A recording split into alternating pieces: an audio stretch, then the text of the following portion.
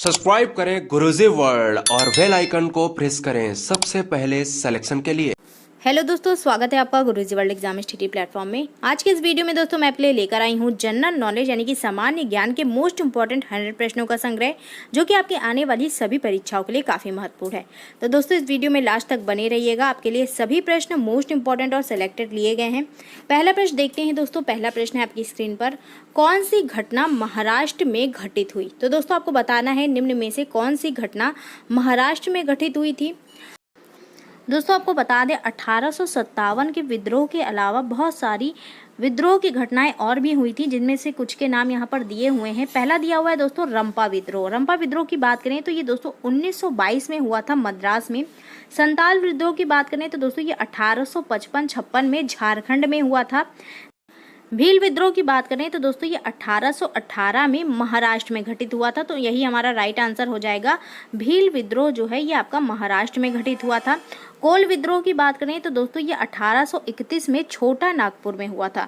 तो दोस्तों यहाँ पर मैंने सभी को बता दिया कौन से कहाँ पे घटना घटित हुई थी, आप लोग नोट डाउन कर सकते हैं। हमारा राइट आंसर यहाँ पर सी हो जाएगा। भील विद्रोह जो है ये महाराष्ट्र में घटित हुआ था।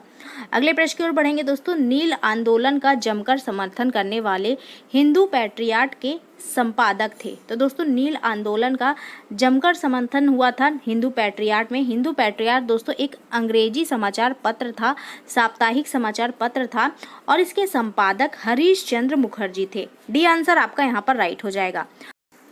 नेक्स्ट देखेंगे दोस्तों। अगला प्रश्न हमारा, सूचना का अधिकार अधिनियम कानून कब लागू हुआ? मोस्ट इंपॉर्टेंट प्रश्न है दोस्तों ये।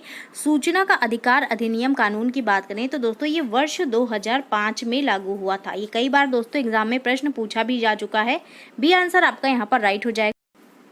अगला प्रश्न देखिए दोस्तों। बंकिम चंद्र चटर्जी या फिर इनको बंकिम चंद्र चट्टोपाध्याय भी कहते थे, ने अपने उपन्यास आनंद मठ में किस विद्रोह को कथा की आधार भूमि बनाया? मोस्ट इंपॉर्टेंट प्रश्न है दोस्तों। बंकिम चंद्र चटर्जी का उपन्यास था आनंद मठ, जिसमें कि सन्यासी विद्रोह का उल्लेख था। सी आंसर आपका यहाँ पर राइट हो जाएगा। दोस्तों ये विद्रोह बंगाल में हुआ था 1773 में। अगले प्रश्न की ओर बढ़ेंगे दोस्तों। अगला प्रश्न हमारा, राजनीतिक दलों की मान्यता और उनका चिन्ह किसके द्वारा प्रदान किया जाता है? मोस्ट इंपॉर्टेंट दोस्तों, जो राजनीतिक दल होते हैं उनको मान्यता और उनको चिन्ह निर्वाचन आयोग प्रदान करता है। सी आंसर आपका यहाँ पर राइट होगा। अगला प्रश्न देखिए दोस्तों। टीपू सुल्तान शासक थे। टीपू सुल्तान दोस्तों कहाँ के शासक थे? ये दोस्तों मैसूर के शासक थे। ए आंसर आपका यहाँ पर बिल्कुल सही हो जाएगा। अगला प्रश्न देखिए दोस्तों। जलियांवाला बाग हत्याकांड कब हुआ? मोस्ट इंपॉर्टेंट दोस्तों, जलियांवाला बाग हत्याकांड की बात करें तो 13 अप्रैल 1919 में ये घटना घटित हुई थी। ए आंसर आपका यहाँ पर राइट होगा। अगले प्रश्न की ओर बढ़ेंगे दोस्तों। निम्नलिखित नदियों में से किसे बिहार का शोक कहा जाता है? काफी महत्वपूर्ण प्रश्न है दोस्तों। बिहार का शोक किस नदी को कहते हैं? गंगा, गंडक, कोशी या फिर पुनपुन? राइट आंसर दोस्तों यहाँ पर चला जाएगा कोशी। कोशी नदी को बिहार का शोक कहा जाता है। अगला प्रश्न देखिए दोस्तों। सिखों के 10वें और अंतिम गुरु श्री गोविंद सिंह का जन्म बिहार के किस नगर में हुआ था? काफी महत्वपूर्ण प्रश्न है दोस्तों। सिखों के अंतिम गुरु श्री गोविंद सिंह ने खालसा पंथ की स्थापना की थी, और दोस्तों इनका जन्म हुआ था बिहार के पटना में। सी आंसर आपका यहाँ पर राइट होगा। अगला प्रश्न देखिए दोस्तों। अंकोर वाट के मंदिर का निर्माण किस शासक के द्वारा करवाया गया था? काफी महत्वपूर्ण प्रश्न है दोस्तों। अंकोर वाट का मंदिर जो कि आपका कंबोडिया में स्थित है, और इसका निर्माण कराया गया था दोस्तों सूर्यवर्मन द्वितीय के द्वारा। ए आंसर आपका यहाँ पर राइट होगा। अगला प्रश्न देखेंगे दोस्तों। पंचायती राज व्यवस्था सर्वप्रथम किस राज्य में लागू किया गया था? मोस्ट इंपॉर्टेंट दोस्तों, पंचायती राज व्यवस्था की बात करें तो सबसे पहले इसको राजस्थान में लागू किया गया था। ए आंसर आपका यहाँ पर राइट होगा। नेक्स्ट देखिए दोस्तों। अगला प्रश्न हमारा, योजना आयोग को भंग कर कौन सा आयोग बना? मोस्ट इंपॉर्टेंट दोस्तों, योजना आयोग को भंग करके कौन सा आयोग इनमें से बना? नीति आयोग, वित्त आयोग, राज्य वित्त आयोग या फिर इनमें से कोई नहीं? राइट आंसर दोस्तों यहाँ पर जाएगा नीति आयोग के साथ। योजना आयोग को भंग करके नीति आयोग की स्थापना की गई।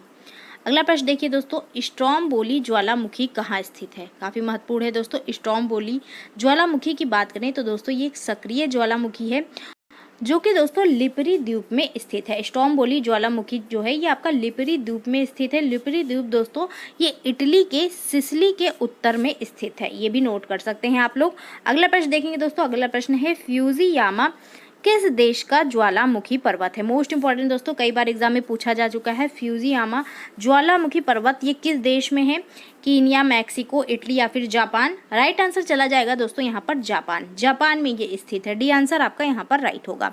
अगला प्रश्न हम लोग देखेंगे दोस्तों, अंतर्राष्ट्रीय महिला दिवस किस तिथि को मनाया जाता है? मोस्ट इंपॉर्टेंट दोस्तों, अंतर्राष्ट्रीय महिला दिवस की बात करें, प्रतिवर्ष हम लोग इसको 8 मार्च को सेलिब्रेट करते हैं। बी आंसर आपका यहाँ पर राइट होगा। अगले प्रश्न की ओर बढ़ते हैं दोस्तों, यूरेनियम का प्रमुख उत्पादक केंद्र है।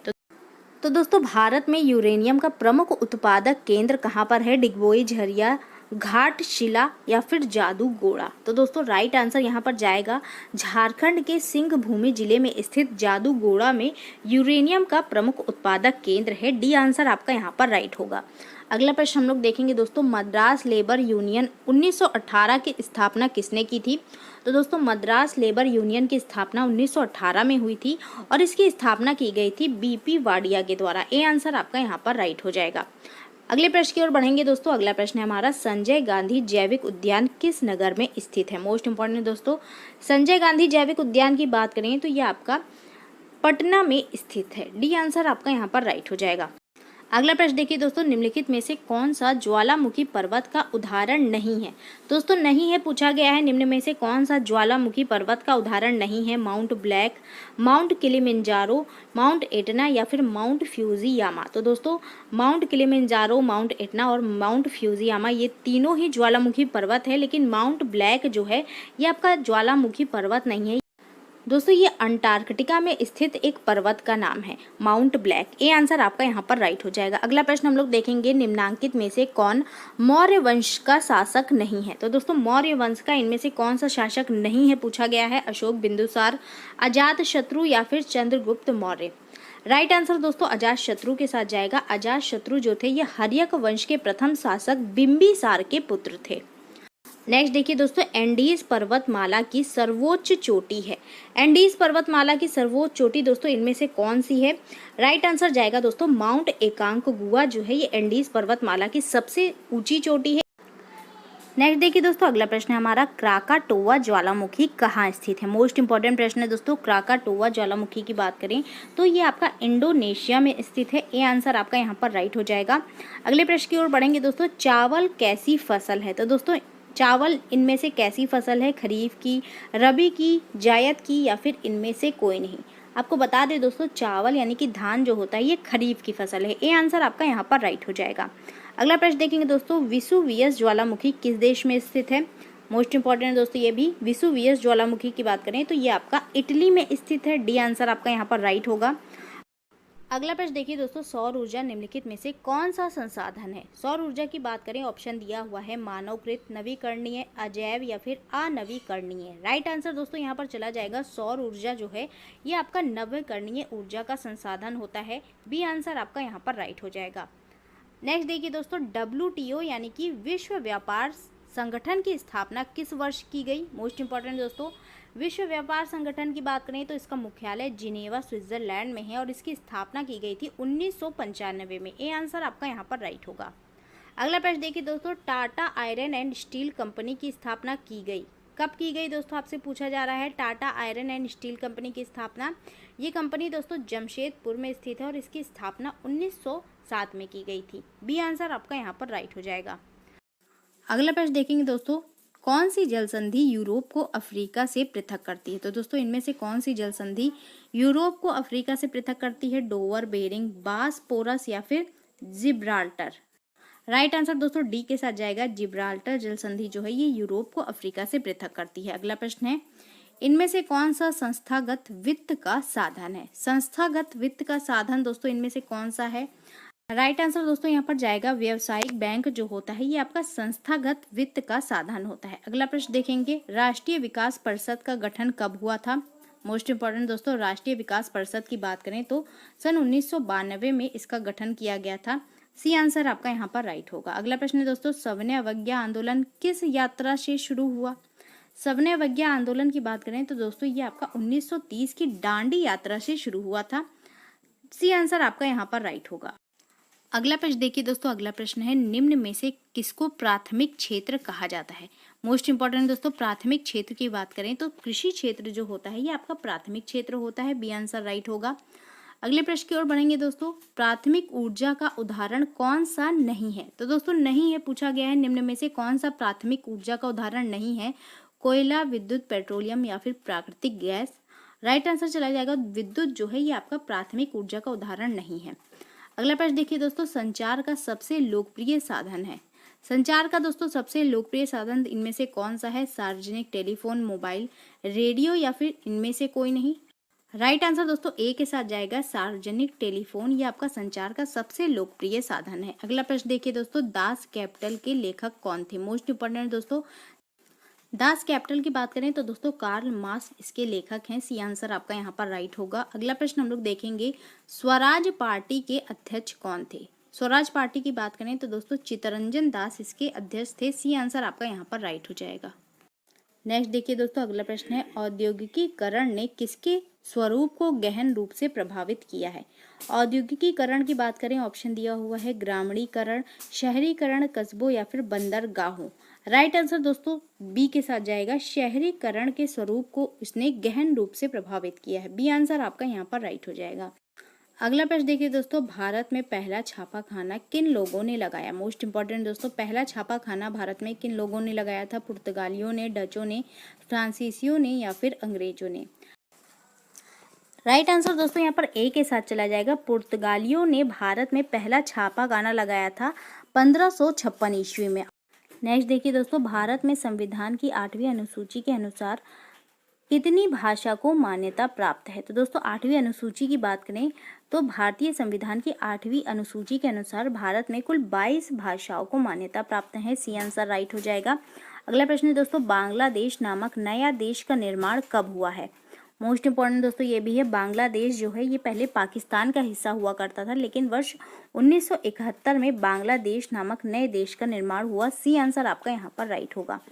अगला प्रश्न देखिए दोस्तों, 15वीं लोकसभा चुनाव से पूर्व लोकसभा में महिलाओं की भागीदारी थी।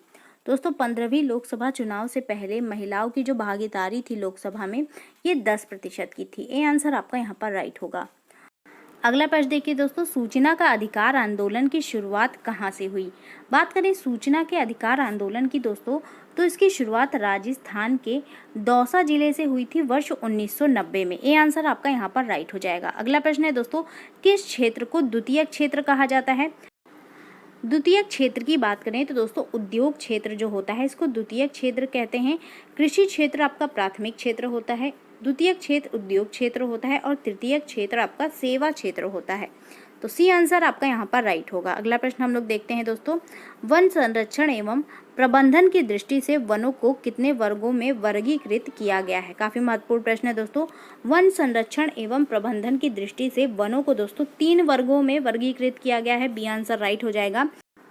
अगर दोस्तों उनके नामों की बात करें तो आरक्षित वन क्षेत्र, संरक्षित वन क्षेत्र और ग्राम वन क्षेत्र 3 प्रकार के वर्गों में वर्गीकृत किया गया है। अगला प्रश्न देखिए दोस्तों, एक एनजीओ की वानिकी रिपोर्ट के अनुसार 1948 में विश्व में कितने हेक्टेयर भूमि पर वन का विस्तार था? तो दोस्तों यहाँ पर जो राइट आंसर है ये बी के साथ चला जाएगा, 400 करोड़ हेक्टेयर में। बी आंसर आपका यहाँ पर राइट होगा। अगला प्रश्न देखेंगे दोस्तों, कोयले का सर्वोत्तम प्रकार कौन सा है?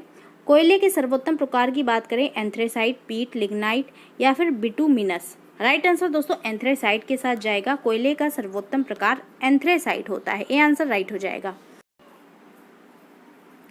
अगला प्रश्न देखिए दोस्तों, इनमें से कौन सा उपभोक्ता उद्योग है? उपभोक्ता उद्योग की बात करें तो इनमें से दोस्तों चीनी उद्योग जो है ये उपभोक्ता उद्योग है। सी आंसर राइट होगा आपका यहाँ पर। नेक्स्ट देखेंगे दोस्तों, भारतीय अंतर्देशीय जलमार्ग प्राधिकरण का गठन किस वर्ष किया गया? दोस्तों बात करें भारतीय अंतर्देशीय जलमार्ग प्राधिकरण की, वर्ष 1986 में इसका गठन हुआ था। ये आंसर आपका यहाँ पर राइट होगा। अगला प्रश्न देखिए दोस्तों, पाइराइट किस प्रकार का खनिज है? मोस्ट इंपॉर्टेंट दोस्तों पाइराइट की बात करें तो दोस्तों ये आपका धात्विक खनिज होता है। ये आंसर आपका यहाँ पर राइट हो जाएगा। दोस्तों ये लौह अयस्क और गंधक का यौगिक होता है और इसको मूर्खों का सोना भी कहते हैं। क्यों कहते हैं? क्योंकि दोस्तों ये रंग में पीले कलर का होता है और एक अपनी अलग चमक के कारण इसको मूर्खों का सोना भी कहा जाता है। नेक्स्ट देखिए दोस्तों, संघ सरकार का उदाहरण है। तो दोस्तों इनमें से संघ सरकार का उदाहरण कहाँ पर है? अमेरिका, चीन, ग्रेट ब्रिटेन या फिर इनमें से कोई नहीं। राइट आंसर दोस्तों ए के साथ जाएगा। अमेरिका में दोस्तों संघीय सरकार पाई जाती है। ए आंसर आपका यहाँ पर राइट हो जाएगा। अगला प्रश्न देखेंगे दोस्तों, चिपको आंदोलन निम्नलिखित में से किससे संबंधित है? महत्वपूर्ण है दोस्तों काफ़ी ये। चिपको आंदोलन की बात करें, पेड़ बचाने से, आर्थिक शोषण की मुक्ति से, शराबखोरी के विरुद्ध आवाज से या फिर कांग्रेस पार्टी के विरोध से? राइट आंसर जाएगा दोस्तों पेड़ बचाने से। चिपको आंदोलन जो है ये पेड़ बचाने से संबंधित है। निम्नलिखित में से कौन सा राष्ट्रीय दल नहीं है? काफी महत्वपूर्ण है दोस्तों। इनमें से कौन सा राष्ट्रीय दल नहीं है? भारतीय राष्ट्रीय कांग्रेस, बहुजन समाज पार्टी, लोक जनशक्ति पार्टी या फिर Bharatiya Janata party? Right answer दोस्तों सी के साथ जाएगा। लोक जनशक्ति पार्टी जो है ये आपका राष्ट्रीय दल नहीं है, ये एक राजनीतिक दल है बिहार का। अगला प्रश्न देखिए दोस्तों, इनमें से किस देश में मिश्रित अर्थव्यवस्था है? मिश्रित अर्थव्यवस्था की बात करें तो दोस्तों हमारे भारत देश में मिश्रित अर्थव्यवस्था पाई जाती है। मिश्रित अर्थव्यवस्था दोस्तों उसको कहते हैं जहां पर सार्वजनिक क्षेत्र और निजी क्षेत्र दोनों का ही बराबर योगदान होता है। अगला प्रश्न देखिए दोस्तों, शेयर बाजार की नियामक संस्था है। मोस्ट इंपोर्टेंट दोस्तों, शेयर बाजार की नियामक संस्था इनमें से कौन सी है? सिडबी, सेबी, आरबीआई या फिर स्टॉक एक्सचेंज? राइट आंसर दोस्तों बी के साथ जाएगा यहाँ पर सेबी। सेबी यानी कि security and exchange board of India, इसका फुल फॉर्म होता है। ये शेयर बाजार की नियामक संस्था है। भारत की वित्तीय राजधानी किस शहर को कहा जाता है? मुंबई, दिल्ली, कोलकाता या फिर बेंगलुरु? दोस्तों आपको बता दें वित्तीय राजधानी भारत की मुंबई को कहा जाता है। ए आंसर आपका यहाँ पर राइट हो जाएगा। अगला प्रश्न देखिए दोस्तों, नदियों में बाढ़ आने का प्रमुख कारण क्या है? मोस्ट इंपोर्टेंट दोस्तों, नदियों में बाढ़ आने के प्रमुख कारण की बात करें, जल की अधिकता, वर्षा की अधिकता, नदी की तली में अवसाद का जमाव या फिर इनमें से कोई नहीं? राइट आंसर दोस्तों यहाँ पर चला जाएगा जल की अधिकता। जब नदियों में जल की अधिकता हो जाती है तो दोस्तों बाढ़ की संभावना बढ़ जाती है। भूकंप संभावित क्षेत्रों में भवनों की आकृति कैसी होनी चाहिए? अंडाकार, त्रिभुजाकार, चौकोर या फिर आयताकार? तो दोस्तों आपको बता दें भूकंप संभावित क्षेत्रों में भवनों की जो आकृति है ये आयताकार होनी चाहिए। डी आंसर आपका यहाँ पर राइट होगा। नेक्स्ट देखिए दोस्तों, पूर्ण स्वराज की मांग का प्रस्ताव कांग्रेस के किस वार्षिक अधिवेशन में पारित हुआ? तो दोस्तों पूर्ण स्वराज की मांग का प्रस्ताव पारित हुआ था 1929 के लाहौर अधिवेशन में। ए आंसर आपका यहाँ पर राइट होगा। अगला प्रश्न हम लोग देखेंगे दोस्तों, वल्लभ भाई पटेल को सरदार की उपाधि किस किसान आंदोलन के दौरान दी गई? तो दोस्तों बारदोली आंदोलन के दौरान वल्लभ भाई पटेल को सरदार की उपाधि दी गई थी। ए आंसर आपका यहाँ पर राइट हो जाएगा। अगला प्रश्न है दोस्तों, भारत के लिए पहला फैक्ट्री एक्ट कब पारित हुआ? मोस्ट इंपोर्टेंट है दोस्तों, भारत के लिए पहले फैक्ट्री एक्ट की बात करें तो दोस्तों ये वर्ष 1881 में पारित हुआ था। सी आंसर आपका यहाँ पर राइट होगा। नेक्स्ट देखेंगे दोस्तों, पूंजीपति वर्ग के द्वारा किस वर्ग का शोषण होता है? श्रमिक वर्ग, मध्यम वर्ग, कृषक वर्ग या फिर सभी वर्ग? राइट आंसर जाएगा दोस्तों श्रमिक वर्ग के साथ। पूंजीपति वर्ग के लोग श्रमिक वर्ग का शोषण करते हैं। ए आंसर आपका यहाँ पर राइट हो जाएगा। अगला प्रश्न है दोस्तों, आधुनिक युग में अर्थव्यवस्था के क्षेत्र में होने वाली सबसे बड़ी क्रांति कौन सी है? दोस्तों अर्थव्यवस्था के क्षेत्र में होने वाली सबसे बड़ी क्रांति औद्योगिक क्रांति कहलाती है। बी आंसर आपका यहाँ पर राइट हो जाएगा। अगले प्रश्न की ओर बढ़ेंगे दोस्तों, विश्व में सर्वप्रथम मुद्रण की शुरुआत कहाँ पर हुई? मुद्रण की बात करें तो दोस्तों चीन में सबसे पहले मुद्रण की शुरुआत हुई थी। सी आंसर राइट हो जाएगा। अगला प्रश्न देखिए दोस्तों, निम्नलिखित में से कौन छोटे पैमाने का उद्योग है? छोटे पैमाने की बात करें, चीनी उद्योग, कागज उद्योग, खिलौना उद्योग या फिर विद्युत उपकरण उद्योग?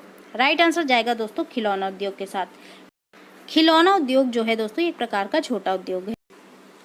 अगला प्रश्न देखेंगे दोस्तों, निम्नलिखित में से किसे लोकतंत्र का प्राण माना जाता है? ऑप्शन दिया हुआ है सरकार, न्यायपालिका, संविधान या फिर राजनीतिक दल? राइट आंसर जाएगा दोस्तों संविधान। संविधान को लोकतंत्र का प्राण माना जाता है। सी आंसर राइट हो जाएगा। नर्मदा घाटी परियोजना किन राज्यों से संबंधित है? काफ़ी महत्वपूर्ण परियोजना है दोस्तों ये परियोजना जो है दोस्तों ये गुजरात, महाराष्ट्र और मध्य प्रदेश राज्यों से संबंधित है। डी आंसर राइट हो जाएगा। कपास उत्पादन के लिए उपयुक्त मिट्टी कौन सी है? तो दोस्तों कपास के उत्पादन के लिए सबसे उपयुक्त मिट्टी काली मिट्टी होती है। बी आंसर राइट हो जाएगा आपका यहाँ पर। अगला प्रश्न देखेंगे दोस्तों, भारत में सबसे बड़ा लौह अयस्क उत्पादक राज्य कौन सा है? दोस्तों लौह अयस्क का उत्पादक राज्य भारत में सबसे बड़ा कर्नाटक है। ए आंसर आपका यहाँ पर राइट होगा। अगला प्रश्न देखिए दोस्तों, कागज का आविष्कार किस देश में हुआ था? कागज के आविष्कार की बात करें, चीन में, जापान में, जर्मनी में या फिर रोम में? राइट आंसर जाएगा दोस्तों चीन में। चीन में सबसे पहले कागज का आविष्कार हुआ था। भारत के किन शहरों में मेट्रो रेल सेवा उपलब्ध है? मेट्रो रेल की बात हो रही है दोस्तों यहाँ पर, किन शहरों में ये उपलब्ध है? राइट आंसर चला जाएगा दोस्तों कोलकाता एवं दिल्ली में ये उपलब्ध है। ए आंसर आपका यहाँ पर राइट हो जाएगा। अगले प्रश्न की ओर बढ़ेंगे दोस्तों। संसार के चावल उत्पादक देशों में भारत का स्थान है, पहला, दूसरा, तीसरा या फिर चौथा? राइट आंसर चला जाएगा दोस्तों चावल उत्पादक देशों में भारत का स्थान दूसरा है। पहले स्थान पर दोस्तों चीन है। अगला प्रश्न देखिए दोस्तों, किस फसल को उजला सोना कहा जाता है? गन्ना, कपास, जूट या फिर चाय? दोस्तों इनमें से कपास को उजला सोना भी कहा जाता है। बी आंसर आपका यहाँ पर राइट होगा। अगला प्रश्न है दोस्तों, देश के बांधों को किसने भारत का मंदिर कहा था? तो दोस्तों देश के बांधों को भारत का मंदिर पंडित जवाहरलाल नेहरू ने कहा था। डी आंसर राइट हो जाएगा। अगला प्रश्न हम लोग देखेंगे दोस्तों, मरुस्थलीय मृदा का विस्तार निम्न में से कहाँ है? मरुस्थलीय मृदा की बात करें, ऑप्शन दिया हुआ है उत्तर प्रदेश, राजस्थान, कर्नाटक या फिर महाराष्ट्र। राइट आंसर दोस्तों चला जाएगा राजस्थान के साथ। राजस्थान में मरुस्थलीय मृदा का विस्तार पाया जाता है। अगला प्रश्न हम लोग देखेंगे दोस्तों, निम्नलिखित में से कौन सा दो या दो से अधिक देशों के बीच व्यापार को दर्शाता है? तो दोस्तों दो या दो से अधिक देशों के बीच व्यापार को अंतर्राष्ट्रीय व्यापार कहते हैं। डी आंसर राइट हो जाएगा। अगला प्रश्न देखिए दोस्तों, निम्नलिखित में से कौन सा परिवहन का साधन भारत में प्रमुख साधन है? तो दोस्तों भारत में परिवहन का साधन कौन सा प्रमुख साधन है? राइट आंसर चला जाएगा दोस्तों रेल परिवहन। सी आंसर आपका यहाँ पर राइट होगा। अगला प्रश्न है दोस्तों, इनमें से कौन सा पतन पूर्वी तट पर स्थित है जो अंत स्थलीय है तथा अधिकतम गहराई का पतन है और पूर्ण रूप से सुरक्षित है? दोस्तों पूर्वी तट पर स्थित इनमें से कौन सा पतन है? राइट आंसर जाएगा दोस्तों विशाखापट्टनम। विशाखापट्टनम जो है ये भारत के पूर्वी तट पर स्थित है जो कि अंत स्थलीय है और अधिकतम गहराई का पतन है और पूर्ण रूप से ये सुरक्षित है। अगला प्रश्न देखिए दोस्तों, निम्नलिखित में से कौन सा देश का प्राचीनतम कृत्रिम पतन यानी कि दोस्तों बंदरगाह है? राइट आंसर दोस्तों यहाँ पर डी के साथ चला जाएगा। चेन्नई पत्तन जो है ये देश का प्राचीनतम कृत्रिम पत्तन है। अगला प्रश्न है दोस्तों, निम्न में से कौन से दो दूरस्थ स्थान पूर्वी पश्चिमी गलियारे से जुड़े हैं? दोस्तों कौन से दो दूरस्थ स्थान हैं जो पूर्वी पश्चिमी गलियारे से जुड़े हैं? राइट आंसर जाएगा दोस्तों सिलचर तथा पोरबंदर। ए आंसर आपका यहाँ पर राइट होगा। अगला प्रश्न देखेंगे दोस्तों, नैरो गेज रेलवे लाइन में पाई जाती है। नैरो गेज रेलवे लाइन दोस्तों कहाँ पर पाई जाती है? नैरो का मतलब दोस्तों छोटी रेलवे लाइन होती है। ये कहाँ पर पाई जाती है? ये दोस्तों पहाड़ी इलाकों पर पाई जाती है, दार्जिलिंग, शिलोंग और ऊटी के पहाड़ी इलाकों में। बी आंसर आपका यहाँ पर राइट हो जाएगा। अगला प्रश्न देखेंगे दोस्तों, स्वर्णिम चतुर्भुज महाराजमार्ग भारत के किन शहरों को आपस में जोड़ता है? स्वर्णिम चतुर्भुज की बात करें तो दोस्तों ये राजमार्ग का एक नेटवर्क है जो दोस्तों भारत के 4 महानगरों दिल्ली, कोलकाता, चेन्नई और मुंबई को आपस में जोड़ता है। डी आंसर आपका यहाँ पर राइट होगा। अगला प्रश्न है दोस्तों, राष्ट्रीय राजमार्गों का निर्माण और रख रखाव कौन सी संस्था करती है? दोस्तों आपको बता दें राष्ट्रीय राजमार्गों का निर्माण और रख रखाव NHAI के द्वारा होता है।